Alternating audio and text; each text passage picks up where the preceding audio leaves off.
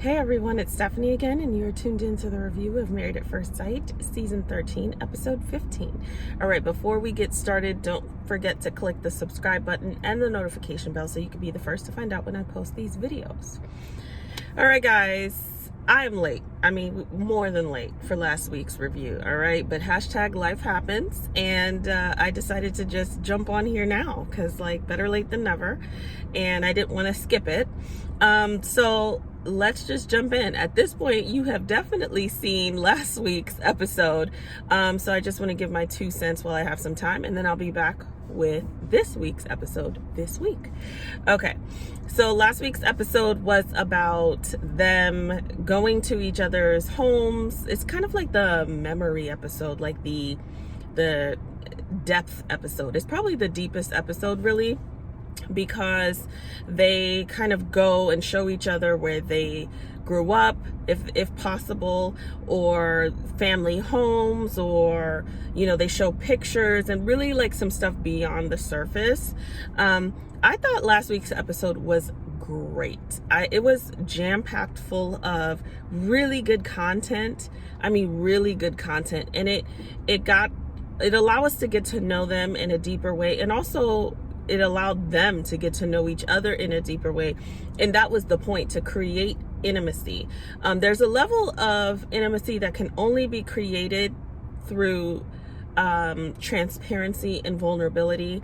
And so that's kind of what they try to do with that exercise of, writing the letter to your younger self and reading it to each other. First of all, it's prompting them to think about it in a way that they normally wouldn't, and a lot of people will think of that exercise like, oh, that why would I do that? But it really gets you thinking about yourself in a way, and it also demonstrates a lot of what you probably wouldn't just naturally talk about. So I, of course, love that exercise. All right, so let's just kick it off.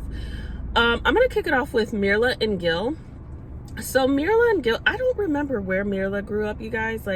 Did she grow up here? I don't know. I don't think she grew up in Texas, but we didn't really get much from Mirla in terms of the background. Gil gave us a lot, and we know that they both lost their fathers, and they both lost them in horrific ways. And so Gil went back to the apartment where it happened, and talked about that whole thing. And I think that was so brave of him to do, because that can be such a re-triggering experience, especially I think he hadn't been back in 22 years. So that, I know, was a lot for him to experience, because I don't think that ever goes away, and I would love to know how he has processed that, because he even mentioned, I kind of was just like, okay, when they told me my father passed, I said, okay. And it took me a while to get to that, to really accept it. And I think that happened when he was young. So, there's a lot that probably happened past then. And then we know that Mirla lost her father in a horrific way as well, that both of their fathers were murdered. So there's a lot there. Gil dug in a lot deeper in terms of sharing that experience. Mirla has shared that. We've seen that. But she didn't really give us much this time. She talked about playing volleyball, and they played volleyball together, which I thought was cute. And just talked about how she grew up a little bit, but Mirla did not get super deep. I don't know if she's just afraid of going there, or just not in the space yet.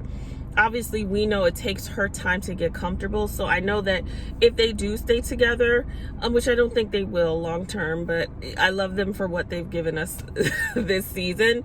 I think she eventually would. So that's where I wish I would have seen her take the opportunity to share a little bit more, but you can't force that. And even if somebody gives you that, you may not be able to give it back, because if you've lost a family member and a parent in any type of tumultuous way, that's not something that can be turned on, simply because somebody is able to give you that. It is a gift that he can give her that. I wish she would have taken the opportunity for that, but she didn't. The thing with Mirla and Gil, I don't know. I'm getting tired of the whole Mirla focus. We've been focused on Mirla the whole season. Gil gets to be the great guy who has no issues, and Mirla's negative Nancy. Mirla's the difficult one, and we know Mirla's faults. Okay, we've been there, we've discussed them ad nauseum, but I'm so tired of the one-sidedness of it. Let's talk about Gil's issues, because he has them. And what's frustrating even for me is, and maybe because they don't have drama, this is kind of just like, oh, let's talk about this because this is your thing, this is you guys' thing. You know, Mirla could really kind of, if they're playing ping pong, Mirla's not playing ping pong, she's just taking the hits and whatever. But if they're playing ping pong, Mirla could really be like, let's talk about finances. Let's talk about these things that where you don't measure up for me in terms of what I'm looking at.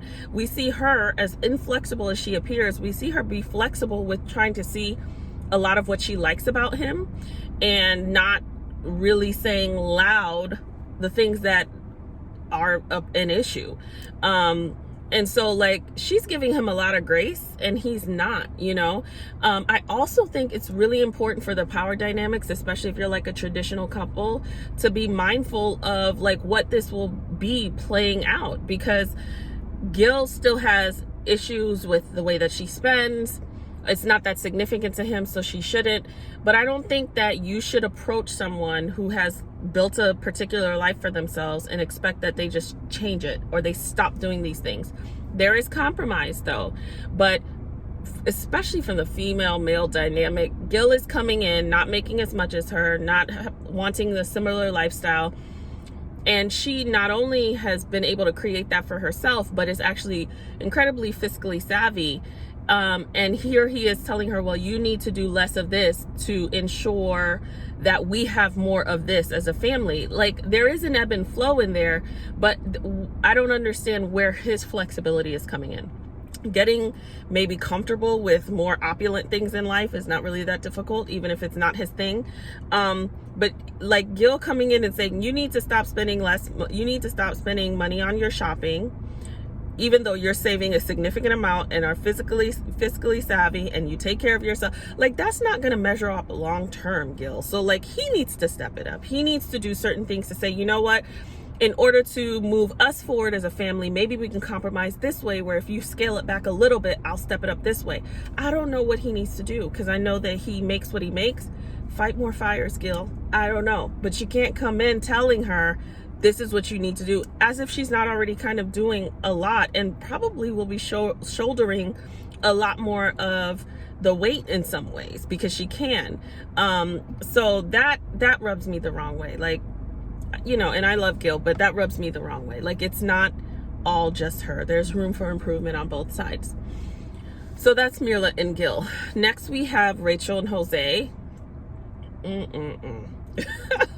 Rachel and Jose. First of all, you know, it was interesting to see Jose take her to their family home and kind of talk about this space that just didn't feel, I don't know, it just didn't feel as less than as how he expressed it. And Rachel kind of has that same perspective, like, man, like, he doesn't know how rich he was, and not rich, and, you know, rich is not defined by a certain amount. Rich could just be family or love or someone to care about or space to call your own, you know. So she's saying, like, what were you expecting? Like, and what is enough? You know, are we going to be able to have enough? Like, what is behind that? And Jose is excited to show her this space, but also, like, as they're talking outside the house before they go in, you can see Jose like, very surface, like rushing to be able to get in the experience, or rushing to be able to respond, not necessarily listening, listening the way that Rachel listened. So, you know, no surprise there, but Jose's still struggling to listen. It was cool showing, you know, seeing him show her his childhood home. I can't remember if Rachel did the same, but what I really want to touch on, because that didn't stick out to me, you guys, sorry, that didn't stick out to me as much. Rachel going back to her ex-boyfriend's house when she got locked out.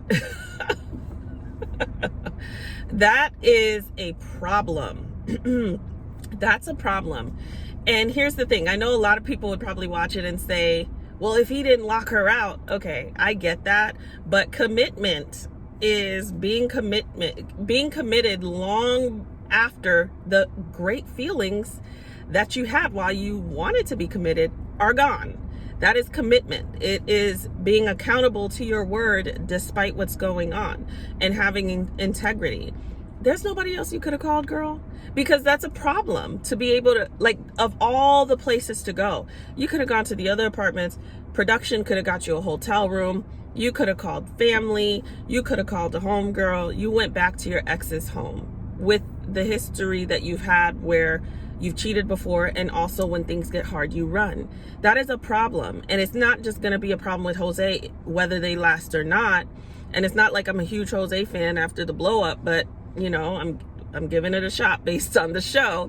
But like, that's a problem of you're wanting trust, but then you're doing things that are questionable behavior. And I could see why it gives him pause. It only fosters the insecurity that he has that you won't be faithful, because of all the places to go, that wouldn't have been great. And if it happened on the flip side, I don't think anybody, whether she locked him out or not, would say, well, you know, she shouldn't have locked him out. It would have been like, no, there are boundaries. And regardless of what happens, of all the people to go home to or go to their space and then kind of carry it out all these weeks, it shouldn't have been the ex-boyfriend. That's a problem. So I'm side-eyeing Rachel. I am, because there's a lot to be worked on here in terms of her. So let me know what you guys thought, of course, but like, I'm not team Rachel on this one, because I think that the behavior is very telling, and that's what's most important, not who it is, but what they're doing. All right. So that's Rachel and Jose. Next we have Bao and Johnny. So I feel like Bao and Johnny had like really beautiful moments together, but it all went to hell. Like it really just all went to hell. Bao and Johnny standing outside of her house and having these epiphanal moments. You know, they both had in reading their letters, they both really had like breakthrough moments for themselves where they were able to see, you know, how that child, themselves as a child, has impacted them as adults and that experience. And it was great. Like, I loved seeing that. I love seeing them connect the dots of like, okay, this is the stuff that I experienced. Here's how it's still showing up in my life. Here's how it's showing up in my relationships. I definitely say how you do all things is how you do some things is how you do all things. And so we think we're going to be different in a different experience, but we won't. We will relent back to our autopilot. We will relent back to how we do things, how we feel based on past history, past traumas. And so I was so happy to see Johnny kind of, that light bulb go off, like, okay, I'm presenting this way because of his daddy issues, because of that absence and that anger, and that's why he projects. And you know, Bao still carries so much shame with the way that she grew up and the trauma of the earlier years of her parents' marriage and her dad's alcoholism and the, you know, poverty really, and just the shame of it all. And it was such a warm moment. I echo her sentiments though, that Johnny didn't really deserve that from her, like access to that space. But it was such a warm moment to see them just have that really beautiful like moment, you know, that experience. And they just, from a human level, were able to like support each other in that way, even though they're not in a great space in their marriage. And him stand up for her and say, okay, here's how I've been playing a role, you know, here's how she continues to show up. And from the beginning of these reviews, I told you that Bao would be his anchor. They're not going to last, but Bao will be an anchor in a marriage because she knows how to stick it out, and she knows how to try and pivot and want to do better. You know, and that's what it takes. Not that you have to stand for everything, but you do need to work on it. Like it's work. Marriage is work. It's not always easy. It's not always fun. And I really enjoyed seeing that moment with them. And then that all went to hell. That all went to hell. Because Johnny, his mean streak came back out. He talked to Bao's alleged best friend. I'm using the word alleged because she couldn't really be a best friend. Sarah needs to be we need to just meet her in the parking lot as a collective, because Johnny talks to Sarah who he's now, you know, because I saw Unfiltered, he said that he's known her longer than Bao, whatever. That's her best friend, and alleged. And she basically confirms whatever feelings that are very negative that he is feeling about Bao. A part of me, a small part of me, is just like, what is Johnny's experience here? What is he feeling that it has him in such a black hole? What are we not seeing? Because I don't get it. He's trying, but he can't seem to get over this thing that he's experiencing. And then confirm by Judas, Sarah, saying, hey, she's experienced these things in other relationships. And here Bao has been very intentional, because she knows who her friend is, how her friend will show up, intentional about not sharing this experience with her. So you really don't know, because people do change, people do evolve. Like, people are very different, people can grow, you know. So what you may have known may not be the thing again, or maybe I'm learning, so I'm intentional about doing differently. She pretty much crapped all over it. All over these efforts that she could be making that she doesn't know about. And Johnny only needed that. Like, Johnny was like walking around with a tank of kerosene, and here's Sarah, hey, you need a match? And then explosion. And the way that he went about saying it, she should have just got up and left. And she still like remained there. That will serve her. Not that she needs to stay in situations that are bad for her. I will never say that. But that will serve her in being a little more curated and being open to dialogue in certain situations. Because Johnny can't have a conversation. Johnny just can't. He gets turned up and he leaves. He does not know how to stay. Mr. like 100 first dates. Like, and he just leaves. I've been saying this for weeks, that he doesn't deserve her, and I still stand on that, because Johnny at this point is not even a good guy who, oh, it's not working out, but you can see that he doesn't want to hurt her. He's mean, he's immature, highly immature, he's irrational. And it's not to say she's perfect, because she has her issues too, but like, he is the greater offender here. And even, I don't care if you've known her for a long time. You know what I'm saying? Like, you could literally be friends with someone from college, and then, you know, they start dating so-and-so. Yeah, technically you knew them before, but like, your allegiance is to that person. So to be discussing sales or whatever crap they're discussing, and then for it to transition into that is telling that you would put that person in that position. And then for Sarah, you know, that's telling of what type of person that she is too, where she would validate. I would literally boundaries are not a bad thing, y'all. We could literally say, I care about you as a friend. My allegiance is to my best friend. I'm not comfortable having this conversation. The end. But Sarah has a different agenda here. So I feel bad for Bao. And she will find better. Next we have Brett and Ryan.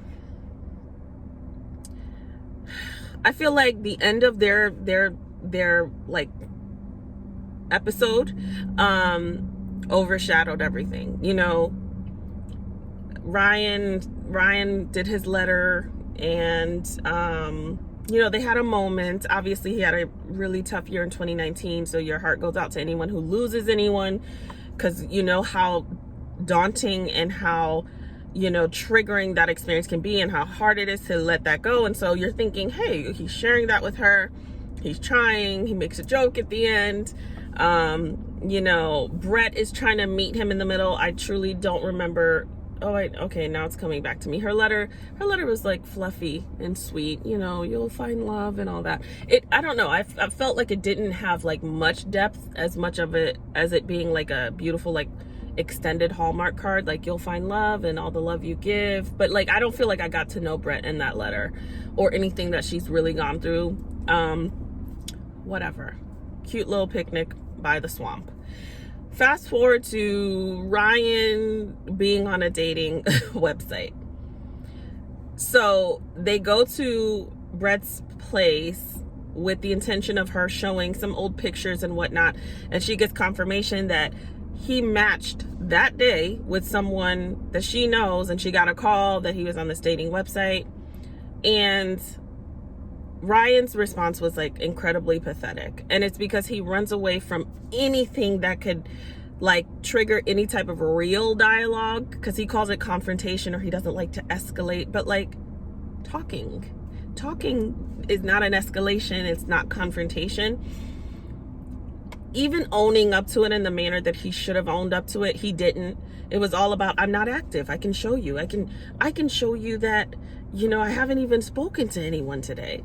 Why are you on there, Ryan? Why are you on there to begin with? Like, none of what you're saying matters. And he didn't even really fight for her. Although I wouldn't want to hear anything either. Like, just get out, you know, just get out. Because that is the perfect act of sabotage. How can I sabotage this relationship? How can I like make her leave me, you know? And that was the perfect way to do it. Brava, Ryan, brava. Like, because why are you on there? There's no excuse.